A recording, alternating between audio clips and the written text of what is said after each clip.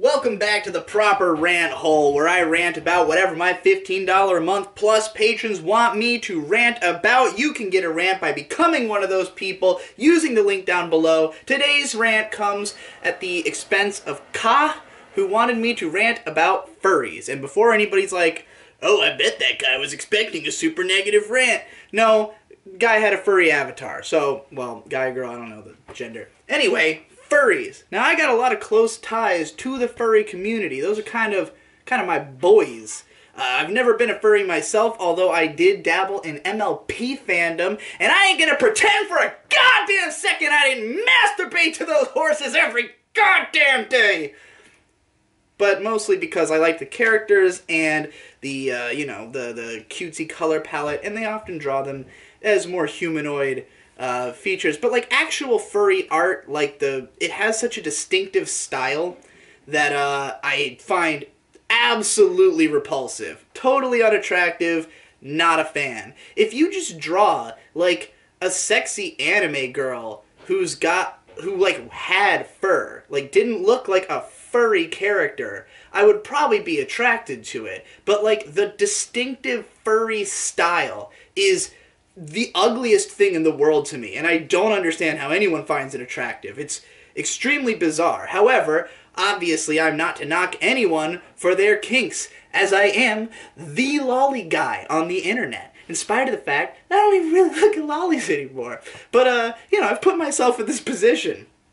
It's not like I don't at all, but, anyway, so, yeah, I don't have any grudge with furries. I do think that furries run into the same problem that all of these sort of fan bases that are in its vein, like anime fandom and especially brony fandom, run into of too much unchecked autism. And I'm not here to like insult autistic people or anything, but like there needs to be, I think, just more, not shame, but self-control in these communities. Like, they get into a lot of trouble, and they make themselves look bad, because people are already ready to hate these communities for what they're interested in.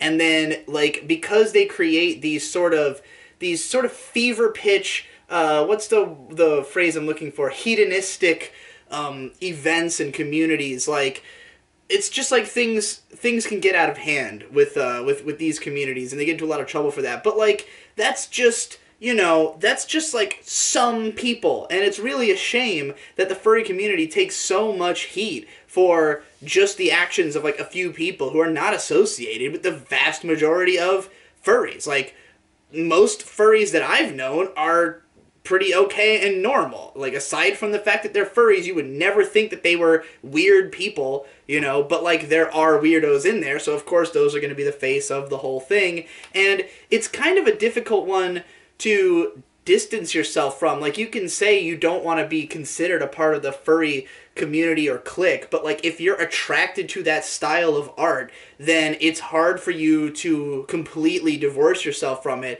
especially if you want to identify yourself as someone who enjoys that type of art without having to be lumped into that community, which is what makes it, I imagine, really hard for a lot of furries to talk about being a furry. It's always been like the most shunned sort of group on the internet, and I don't really know why. I guess because they're easy targets. It's just because the art does look so off-putting and gross to most people, and it is kind of in your face, like anybody, I won't say anybody who's a furry is going to have a furry icon, but like it's common, and so it's immediately identifiable, and people are going to, just instantly have an opinion about you. But like, again, I mean, people who are like that are shitbags. Like, anybody who's shitting on you for being a furry is an asshole. Unless it's in a friendly way, we should all be able to take some blows. But like, people who are just like outright disgusted and dismissive of any sexuality or anything like that, I don't fucks with those kinds of people. But, again, because I was in the brony community, I had tons of furry friends. I still have furry friends. I know lots of people who are involved with it. It's just another thing. Fursuits, goofy looking, ugly, Again, all of the art, everything that the community produces is absolutely vile looking to me. It's strange. Like, I don't know if that is specifically the appeal of it, or if that's just because it has been so culturally ingrained to make things look that way.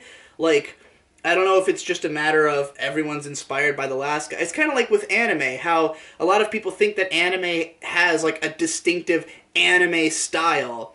But like, you could think of it that way, but, like, if you're just considering anime as things that come from Japan, like animation from Japan, then there's an overwhelming amount of it that doesn't fit the, traditional aesthetic that people consider anime to have. It might be that the majority of shows look that way just because so much shit comes out so often, but there's tons and tons of anime, especially stuff aimed at kids that doesn't have that aesthetic, tons of older stuff that doesn't have that aesthetic, tons of, like, stuff aimed at a general populace that doesn't have that particular aesthetic, and all of that to say it's not anime is, sort of insulting to the medium, but the reason that there is such a proliferation of that particular style is that most of the people who get into creating it are inspired by the ones that they watched before and are trying to emulate it, and that's how they learn to draw in the first place. So I imagine that with furry art, it's a lot of the same. I know the whole history of it. There's a Down the Rabbit Hole video about furries that goes, I mean, I'm sure it's a light,